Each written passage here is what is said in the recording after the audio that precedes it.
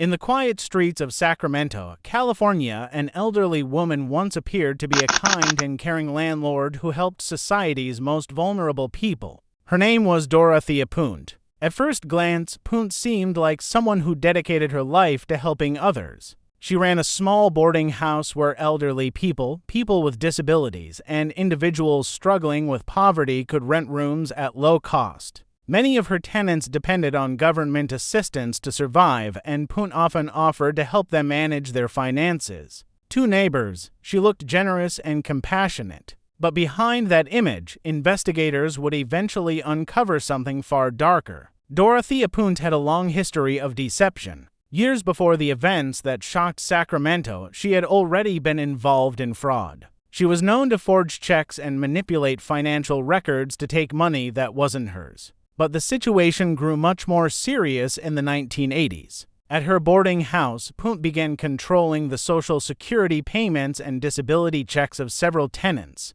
Many residents trusted her to handle their finances, believing she was helping them pay rent and manage their expenses. However, some tenants suddenly disappeared. At first, these disappearances didn't attract much attention. Many of the people living in the boarding house had few family members or close connections, and it wasn't unusual for someone to move away without notice. But eventually, questions began to arise. In 1988, authorities started investigating after one of Puente's tenants was reported missing.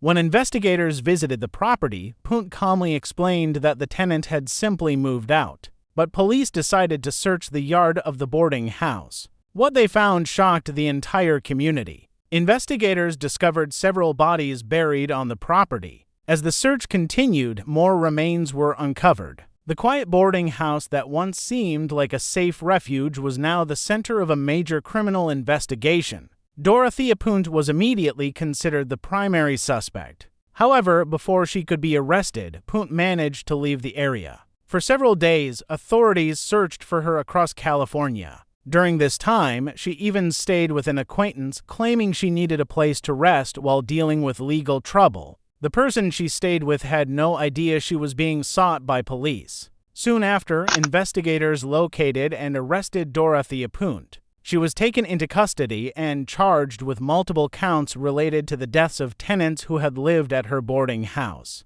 The case quickly attracted national attention. Many people were shocked that a woman who appeared elderly and harmless could be connected to such serious crimes. During the trial, prosecutors argued that Puente targeted vulnerable tenants and continued collecting their government benefit payments after they were gone. The evidence presented in court connected her to several deaths and the financial fraud that followed. In 1993, after a long and highly publicized trial, the jury reached its decision. Dorothea Puente was found guilty. The judge sentenced her to life imprisonment without the possibility of parole, ensuring she would spend the rest of her life behind bars. She remained in prison for decades, and the case of the Sacramento boarding house became one of the most disturbing fraud-related crime cases in American history. What made the story so shocking was the contrast between appearance and reality. To many people, Dorothea Puente seemed like a helpful elderly woman providing shelter to those in need.